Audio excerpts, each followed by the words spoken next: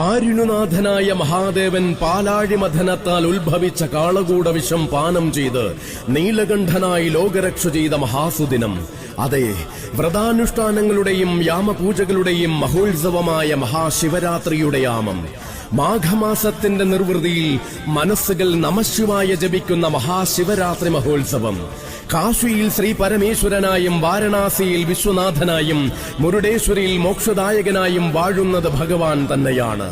രാമേശ്വരത്ത് രാമനാഥനായും ചിദംബരത്ത് നടരാജനായും കൊട്ടിയൂരിലെ പെരുമാളായും തൃശ്ശുവപേരൂരിലെ ഹൃദയനാഥനായും ഭഗവാനുണ്ടുകൂടെ.